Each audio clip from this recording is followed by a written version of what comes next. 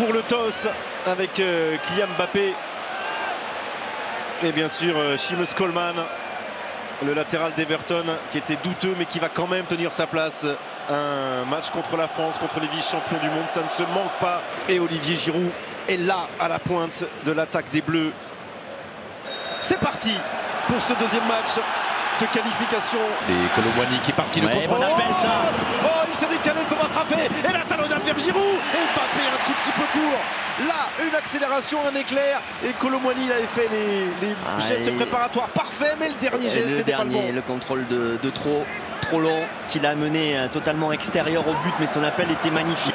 Des Irlandais sont en train de se heurter à la maîtrise technique des Français, minute après minute. Et Kolo Muani qui va tenter de changer de rythme, réussir à centrer.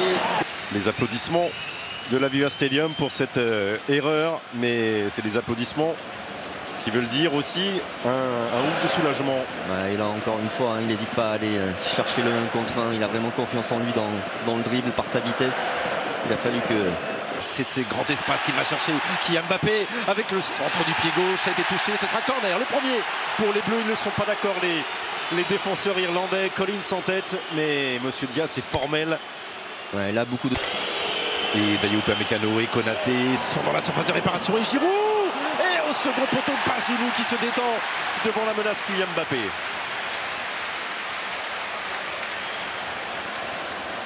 Il y a un petit coup de nos attaquants. Bien joué, Kamavinga le centre. Ça aussi c'était bien en pleine cour, pas facile à doser, pas facile à rabattre aussi ce coup de tête pour Antoine Griezmann. Sur le pied droit de Josh Cullen pour enrouler ce coup franc. Tourné, le deuxième poteau, allez, bien joué. Allez, là, il peut partir. Il y a faute, il y a carton. Là, il y a carton, j'espère. Mais non. Il offre une solution néo-zélandaise. Oh, ça c'est bien joué, mais ça sera à couvert. Bon retour, très bon retour de Jason Molenby. Et Molenby là qui harangue la foule par ce tacle. Allez, frappé.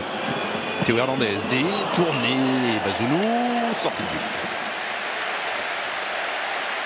Il espérait un corner. Ouais, sa frappe est écrasée. Et ce corner avec Ogbene dans les 5 mètres. Ouais, c'est trop long, Ouais, là encore une fois une perte de balle. Beaucoup de difficultés dans la construction du jeu côté français. Minute de la pause, toujours 0-0 dans cette Irlande-France. Et Jason Knight qui va aller chercher une coup de bruit pour accompagner cette frappe du pied droit à la tête de Benjamin Pavard. Et l'intervention de monsieur Arthur Soares Dias, l'arbitre portugais, qui a toujours porté chance à l'équipe de France. Alors c'est que pour le moment en tout cas on n'est pas en danger défensivement, mais offensivement il va faire beaucoup mieux Grégoire, c'est clair. 0-0 à la pause. En attendant, entre les hommes et les coéquipiers de Kylian Mbappé et ceux d'Ogbene, Vicente, en deux mots, c'est dans l'utilisation. Pas de changement pour l'instant. Vicente, on va repartir avec les 11 même. Des centres qui n'ont pas, été très dangereux. On est en tête partout. C'est la limite des statistiques parce que le danger n'était pas là à chaque centre. Ça c'est clair que non. Le coup d'envoi de cette seconde période donnée par les Irlandais. Oui, les Français sont bien. Et les attaquants irlandais dans cette surface de réparation française. Cullen qui frappe tous les coups de pied arrêtés, c'est court. La tête d'Adrien Rabiot. Le départ mécano Ogbene. Et il aura Ferguson dans la surface de réparation. Knight réélectriser l'Aviva Stadium. Ogbene qui s'échappe dans le dos d'Upamecano. Ouais, la très bonne qualité de centre d'Ogbene, c'est derrière sur ce contrôle. Ça ressemble à un pied gauche. Ça a été juste détourné par le mur alors qu'elle semblait très bien partie là, et même elle donnait le sourire. Rabiot.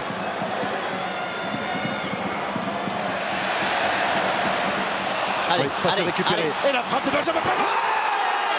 Benjamin Pavard qui vient fracasser la transversale et ouvrir le score pour l'équipe de France.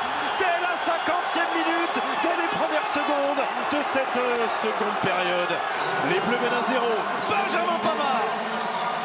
Voilà, enfin, sur cette récupération de ballon de Pavard dans les 30 derniers mètres irlandais.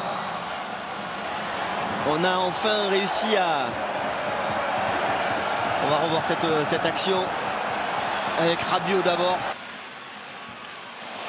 Oh, c'était passé devant Upamecano et Mike Maignan. Félicité justement par Dayot. Upamecano avait anticipé vite jailli. Alors, le contre favorable et Mike Maignan. Un coup de tonnerre, un éclair très puissant pour ouvrir le verrou et pour lancer cette rencontre définitivement. Elle a été touchée cette frappe et ce sera un corner. Et l'Aviva Stadium qui a perdu sa voix pendant 15 secondes l'a retrouvée pour accompagner. Vous êtes sauvés, vous êtes sauvés. En revanche, une certitude côté irlandais avec l'entrée en jeu d'Adam Ida à la place d'Evan Ferguson, la pépite. 2018. Cullen toujours.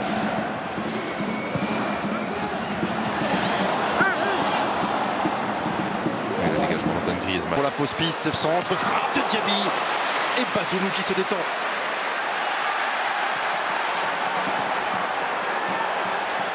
Et ce sera une simple remise en jeu. Jason Knight being replaced by number 22 Mikey Johnston. Alors c'est vrai que Allez, ils ont pris ce but. Oh, ouais, ça, Adrien Rabiot. Ça c'est quelque chose qu'on aurait dû faire un petit peu plus souvent aussi. Mais cette frappe d'Adrien Rabiot était vicieuse. C'était Allez, il faut sur le porteur. le second poteau, Brown. Oh, personne ne vient couper la tentative. Et oui, personne vient sur le frappeur là. On est un petit peu passif. Number 2 Benjamin Pavard being replaced by number 5 Jules Condon. Remplacement pour l'équipe de France, numéro 2. J'adore l'accent du speaker. Ah oui, là on a le regard rivé sur le chrono. Allez, on va essayer de la mettre directement. Plus que compliqué. Il est bien seul pour l'instant côté gauche. Bon ballon, McLean. Et la frappe, elle a été détournée. Et il veillait sur son premier poteau. Heureusement, Mike Maignan. Et là, ça n'a pas suivi. Hein. Il n'y a pas eu la compensation. Vous voyez la peine. Ogbené. Corner, pression. José Nathan Collins qui demande à la foule de Dublin de pousser, de chanter, de déstabiliser cette défense qui est championne du monde. Jules Koundé contre son camp. Et Mike Maignan était là pour faire bonne garde, heureusement. Il est gêné, Jules Koundé. Le petit dribble derrière la jambe, repoussé par Théo Hernandez, tout le monde demande une main. On est un petit peu passif. Qu'elles vont être longues les 5 dernières minutes parce qu'elles sont à sens unique, celles que l'on vient de vivre. Et c'est Randall Colomoni qui cède sa place. Et Marcus Thuram qui va entrer pour 1 minute.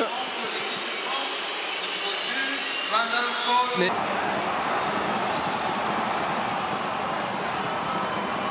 Dernière minute du temps réglementaire, cette fois-ci il l'a bien frappé.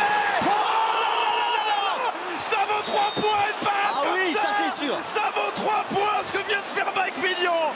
Ah, on la voyait au fond, tout le public la voyait au fond. Et évidemment, lui-même, Nathan Collins, la voyait fracasser les filets français. Mike Maignan s'est envolé. Les qualités de cette équipe de France. Et c'est terminé. C'est un gros ouf de soulagement, monsieur Dias, l'arbitre portugais, pour sa 4e victoire en 4 matchs lorsqu'il siffle les Bleus. Mais celle-ci, elle est très importante. Elle est beaucoup moins convaincante, bien sûr, que celle de vendredi soir. Moins offensive.